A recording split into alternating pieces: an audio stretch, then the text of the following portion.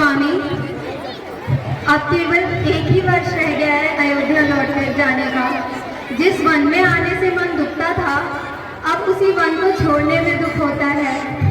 बड़े ही स्वादिष्ट फल हैं, बड़ा ही शुद्ध पानी है, मनोहर स्वर्ग से बढ़कर यहाँ की जिंदगानी है। आपने ठीक कहा है प्रिय, इसमें वह शक्ति है जो सुंदर को असुंदर और असुंदर को सुंदर बना देती है। तुमने वन के कांटों को फूल माना तो वक्त अच्छा गुजर गया। अगर फूलों में रहकर भी कांटों की चुभन को महसूस करती तो वक्त मर मर के गुजरता।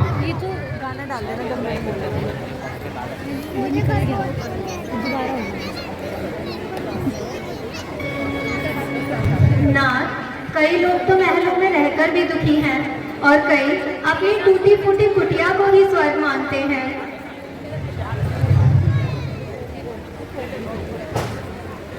प्रिय, बस इसी को मन की कल्पना कहते हैं।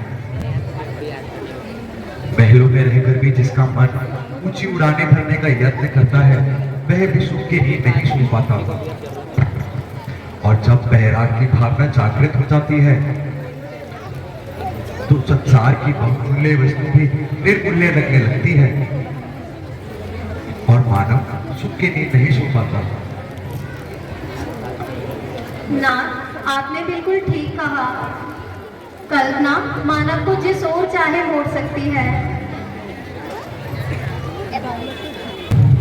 प्रिय, मानव में कल्पना को ढूंढने की शक्ति होनी चाहिए।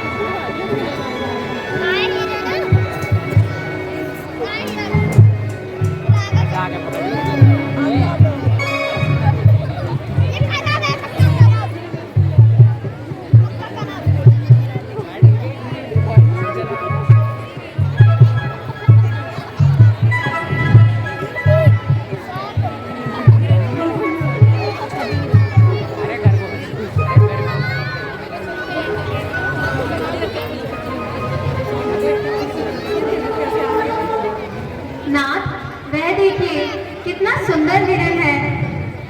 वह वन की सुंदरता का किस प्रकार चौकड़ियां भर भर कर आनंद उठा रहा है। हाँ प्रिय, अपनी मस्ती में बेधड़क होकर घूम रहा है। कितनी सुंदर और लुभावनी इसकी खाल है। प्रिय, इसमें कोई संदेह नहीं, ये वास्तव में बहुत सुंदर है।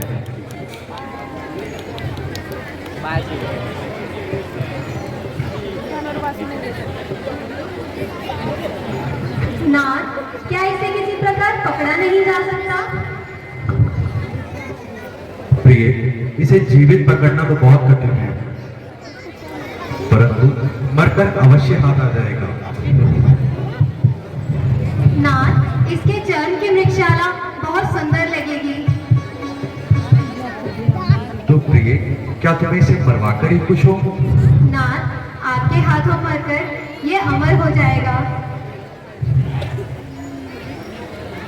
प्रिय, यदि तुम्हारी यही इच्छा है तो मैं अभी जाता हूँ।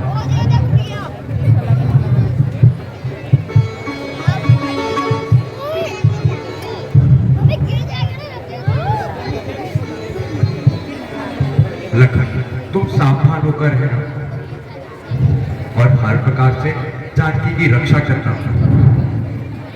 जब तक मैं यहाँ ना एक पग भी इधर उधर नहीं होना। राशि, आप निश्चित होकर जाइए। लक्ष्मण के होते हुए माता श्री पर किसी प्रकार की आंच नहीं आएगी।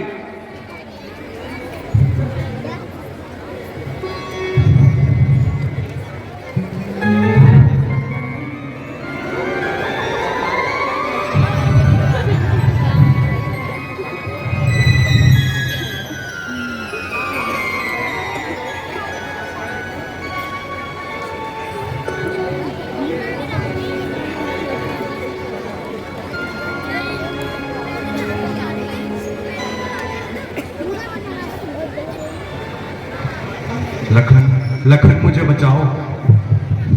लक्षण, मेरी रक्षा करो। रक्षा करो लक्ष्मण, मेरी रक्षा करो। देवर जी, तुमने कुछ सुना? ये आवाज तो उनकी लगती है। पूज्य माता जी, यह आवाज भ्राश्री की नहीं है, किसी और की लगती है।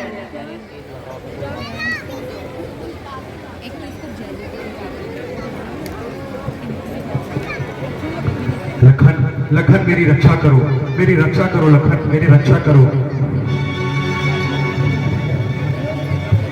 मैं तुम्हें फिर कहती हूँ, उन पर अवश्य ही कोई संकट आया है जो उन्होंने तुम्हें पुकारा है।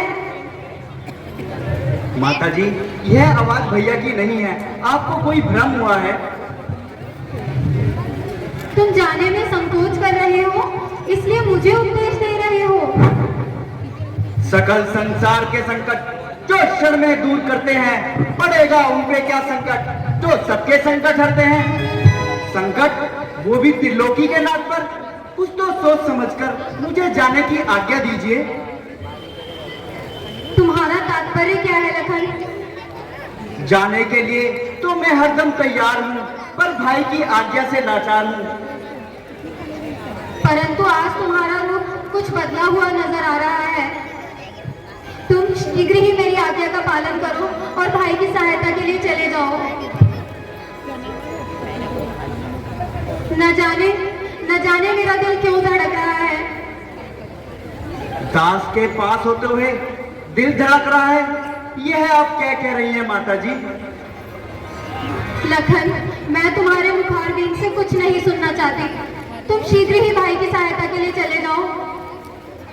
क्या आपको अकेला ही छोड़कर चला जाऊं? हाँ, मुझे अकेला ही छोड़कर चले जाओ। यदि मेरे जाने के बाद कोई अप्रिय घटना घट गई तो मैं कुछ नहीं जानती। तुम शीघ्र ही मेरी आज्ञा का पालन करो और चले जाओ।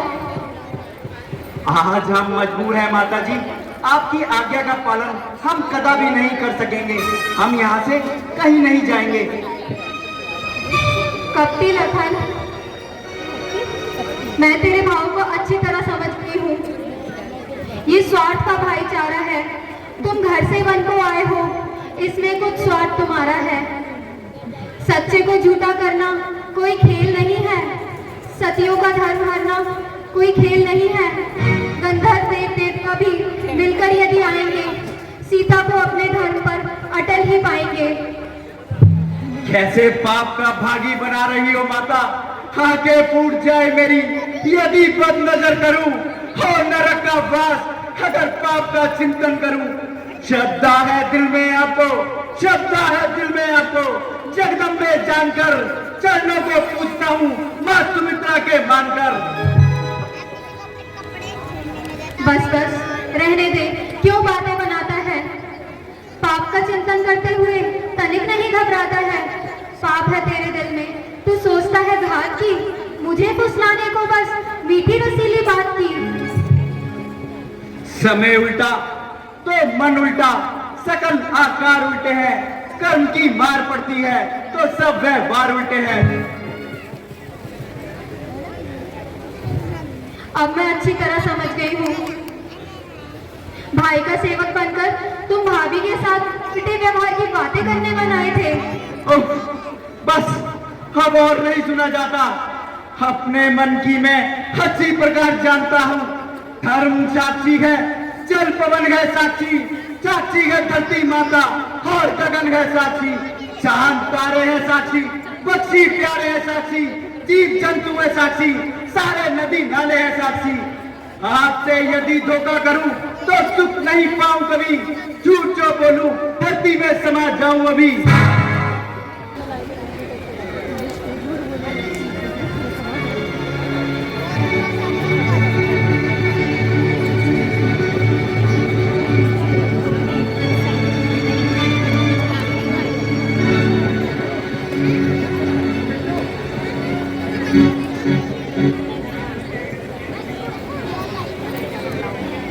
लीजिए माता जी, मैं अपने भ्राश्री की आज्ञा को तोड़ते हुए जाता हूँ, पर इतनी कृपा करना, इस रेखा के पर भार न रखना। इस रेखा का उल्लंघन कर, इस रेखा का उल्लंघन कर। जो इस परकुटी में आएगा है अनुशेष लगन की, वो यही भस्म हो जाएगा।